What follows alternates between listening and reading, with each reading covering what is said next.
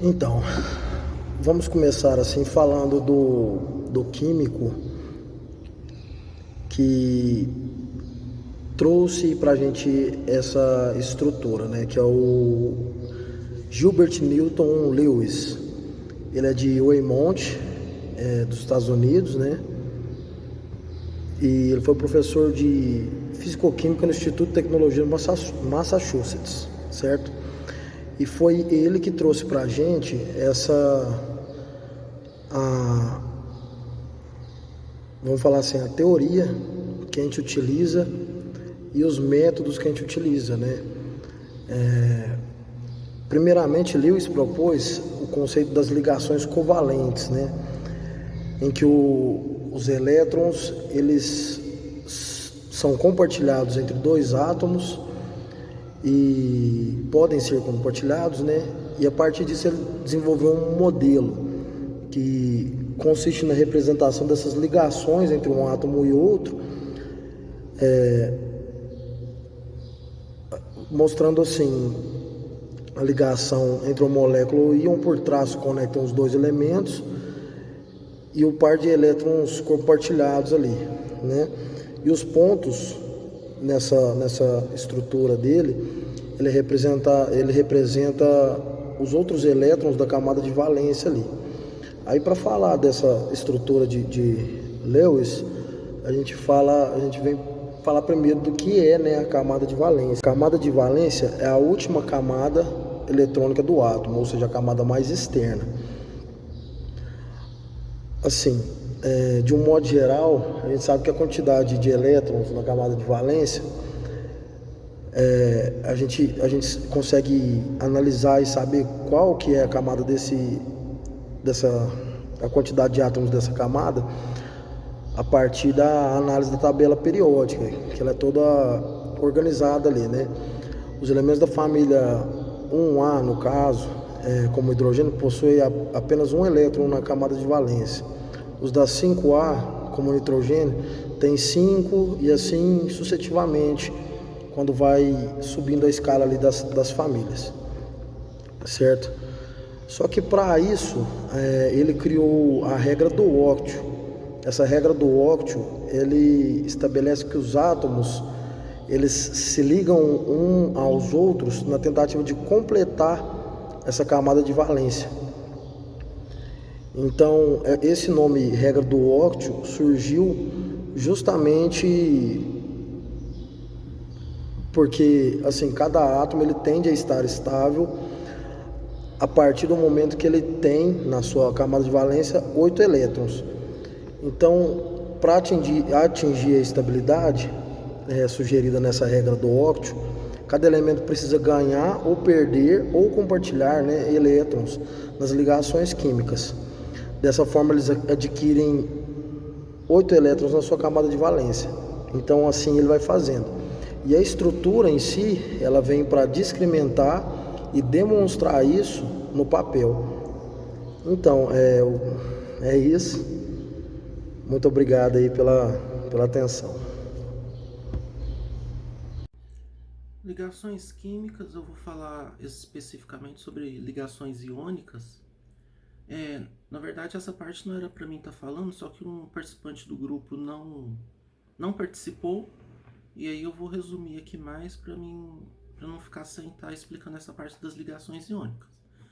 Essas ligações, elas, né, partem do princípio da regra do octeto, que para se estabilizar os elementos devem ter, né, os seus 8 elétrons na camada de valência para conseguir essa estabilização. Quando um elemento é um metal e um outro elemento é um não metal, geralmente é ametal, os elétrons são transferidos de um átomo para outro, dando origem a íons de cargas contrárias que se atraem. Ou seja, o metal, por ser muito eletropositivo, ele perde um elétron virando um cátion, um íon cátion. Já o ametal, ele vai receber esse elétron de forma definitiva, se tornando um íon ânion. Então, como é um cátion e um ânion, forças diferentes, eles se atraem. Então, assim, essas forças, o elétron de um a menos com o elétron de outro a mais vão se anular, e aí esse íon cátion com o íon ânion vão ter uma força que vai se juntar a eles. E essa força é a ligação iônica, porque são entre íons cátion e ânion. O cátion vindo do metal que perde o elétron e o ânion do outro elemento, geralmente um ametal, que vira um ânion. E é isso. Bom, primeiramente, boa noite. Meu nome é Luiz Augusto e esse daqui é um vídeo para o seminário da matéria de Química, né, Química para Física. E hoje eu vou falar sobre as ligações químicas, mais especificamente a ligação covalente. Então, eu vou compartilhar a tela aqui, certo? E deixa eu só organizar. Bom, então eu vou falar sobre as ligações covalentes, certo? Então, a primeira coisa que tem a dizer sobre as ligações covalentes é que elas consistem em compartilhamento de elétrons. O que significa isso?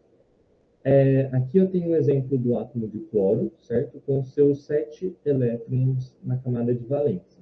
Para o átomo de cloro ficar estável, ele precisa de 8 elétrons na sua camada. Então, ele precisa adquirir um elétron de algum lugar. Ele vai adquirir da onde? Desse outro átomo de cloro. Então, aqui, esses dois elétrons, eles fazem parte tanto para esse átomo de cloro quanto para o outro. Eles são pertencentes aos dois átomos. Por isso, se a gente fizer a conta aqui, nós temos 1, 2, 3, 4, 5, 6, 7 e 8. Então, esse átomo de cloro está emprestando esse elétron do outro átomo. E o mesmo ocorre aqui. Esse átomo de cloro está emprestando o elétron do átomo vizinho.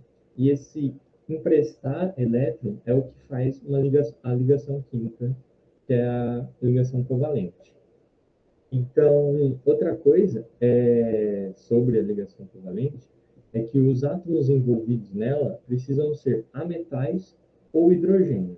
Então, aqui está na tabela periódica onde fica a localização dos ametais, certo? Então, vai desde o carbono até o flúor e desce. E aqui um outro exemplo, né, da tabela periódica, agora com os nomes e tudo mais, e o hidrogênio. Então, o hidrogênio ele é um ametal também, apesar de ser uma classificação própria, considera ele como um ametal. E aí, algumas características, né, gerais, assim, da ligação covalente. Então, ela é a mais forte das ligações químicas. Elas não conduzem eletricidade. Por que não conduz eletricidade? Para conduzir eletricidade, você precisa ou de elétrons livres, uma ligação metálica, por exemplo, ou de íons, de liberação de íons, como ocorre na ligação iônica. Então, aqui, como não ocorre isso, ocorre o compartilhamento dos elétrons, eles acabam por não conduzir eletricidade.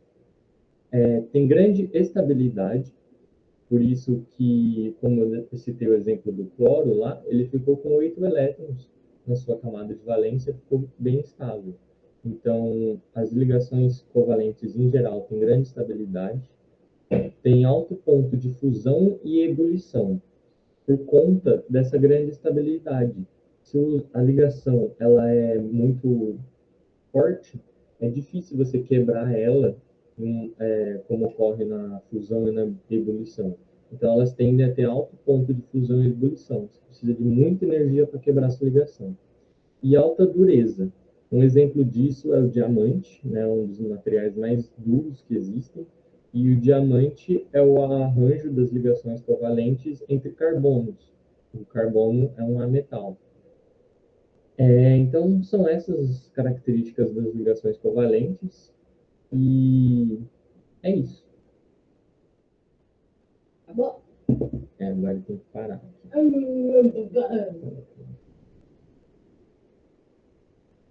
Ah, não parei de gravar. Como paro de gravar?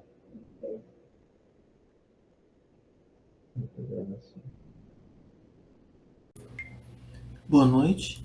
Eu vou continuar falando sobre ligações químicas, explicando agora sobre as ligações metálicas. Primeiro, para relembrar, vou falar dos metais, que eles são excelentes condutores de calor e de eletricidade. Eles são sólidos nas condições naturais de temperatura e pressão, exceto o mercúrio, que ele é líquido. Todos os metais possuem bastante brilho, um brilho característico. Alguns menos, tipo chumbo, mas geralmente eles são brilhantes. Todos os metais são bastante maleáveis e dúcteis, o que os torna de fácil fabricação de fios, de lâminas. E o mais importante de tudo, eles são muito eletropositivos. Nas ligações metálicas, elas são feitas entre átomos do mesmo metal ou de átomos de elementos diferentes, geralmente metais. Então, assim, sempre é um metal com outro metal, ou um metal com um pouquinho de um outro elemento, tipo carbono. Às vezes algum elemento pode não ser metal, mas geralmente é metal com metal. Como eu falei que é super importante a eletropositividade, é devido a esse fato que há as ligações. Os elétrons dos átomos de metal, por serem eletropositivos, eles têm a tendência a perder elétrons. Então, esses elétrons da camada de valência que são perdidos, eles ficam indo de um átomo para outro.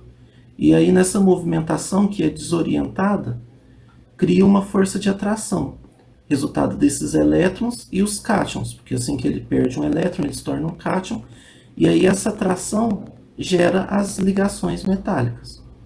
Então todos os átomos ficam lá lado a lado, mas eles perdem os elétrons que ficam desorientados andando de um átomo para outro, que cria uma força que os mantém juntos, que é a ligação metálica. Essa força desses elétrons andando desorientados de um átomo para outro é chamada de mar de elétrons. O nome da força que eles deram é mar de elétrons, que mantém a ligação formada. Essas ligações, elas não têm ângulos, eles simplesmente ficam lado a lado, e é por eles estarem sempre lado a lado que faz ele ser mais forte. Por isso que os metais têm um alto ponto de ebulição e um alto ponto de fusão. E também por os elétrons estarem desorientados e soltos, andando muito de um ponto para outro, que faz com que essas ligas, esses metais todos, sejam bons condutores de eletricidade. Lembrando que essas ligações ocorrem sempre com metais no estado sólido ou no estado líquido. Se você esquentar muito e conseguir evaporar um metal, aí ele vai estar em átomo isolado. E por que a gente faz essas ligações? Porque os metais, no seu estado puro, eles não são muito importantes para a gente, porque eles não têm muita função. O ferro, por exemplo, puro, ele é muito pesado e quebradiço, ele quebra fácil. O ouro puro, ele é muito maleável, maleável de um tanto que não dá nem para fazer uma joia, ele amassar. Então a gente faz essas ligações para poder melhorar as propriedades do metal. Por exemplo, o aço ele é formado de ferro e carbono, o que torna ele perde o quebradiço que era ferro puro para tornar ele mais forte. O ouro ele é misturado com cobre ou com outras coisas para ficar mais rígido e ser possível fazer as joias. E cada uma dessas misturas são feitas para que a gente ganhe uma propriedade que seja útil, porque sem isso não teria muita utilidade. Então é isso, as ligações metálicas, foi isso mesmo que eu acabei de falar. Boa tarde, professor Leandro. Boa tarde, turma. Eu irei estender um pouquinho sobre ligações químicas, falando a respeito sobre a exceção da regra do octeto. Alguns compostos não precisam ter 8 elétrons na camada de valência para atingir a estabilidade, são por isso considerados exceções à regra do octeto. Alguns elementos escapam da obrigação de ter um octeto de elétrons na última camada. Por exemplo, o berílio. É uma exceção à regra do octeto porque é capaz de formar compostos com 2 ligações simples, sendo assim, estabiliza-se com apenas 4 elétrons na camada de valência. Como o hidrogênio precisa ceder 2 elétrons para realizar a ligação, o átomo de berílio compartilha seus elétrons e atinge a estabilidade. Outro exemplo é o alumínio. É uma exceção à regra do octeto porque atinge a estabilidade com 6 elétrons na camada de valência. O átomo do alumínio tende a doar seus elétrons e assim podem formar 3 ligações simples com outros átomos. Outro exemplo também é o boro. Forma substâncias moleculares com 3 ligações simples. O boro tem a tendência de doar seus elétrons para os átomos de flúor. Este sim obedece à regra do octeto, necessitando de 8 elétrons na camada de valência. Como o boro cede seus elétrons, o flúor se estabiliza com o octeto formado. Existem 3 classes de exceção à regra do octeto: moléculas com números ímpar de elétrons, moléculas nas quais um átomo tem menos de um octeto, ou seja, moléculas suficientes sem elétrons, moléculas nas quais um átomo tem mais do que um octeto, ou seja, moléculas com expansão de octeto. Agora eu vou falar a respeito um pouquinho de ligações químicas. Na maioria dos cristais caracterizados pela existência de ligação iônica, existem também elétrons partilhados, à semelhança da ligação covalente. O contrário também é verdadeiro, ligações híbridas ou mistas. A eletronegatividade entre os elementos controla o caráter iônico ou covalente da ligação. Pauling, 1931. Tendência de um átomo em atrair elétrons em sua direção, quando combinado, formando um composto. Ligações químicas mistas. Pauling, 1931. Atribui os valores à eletronegatividade dos elementos, que é a base de ponderação entre o caráter iônico e covalente da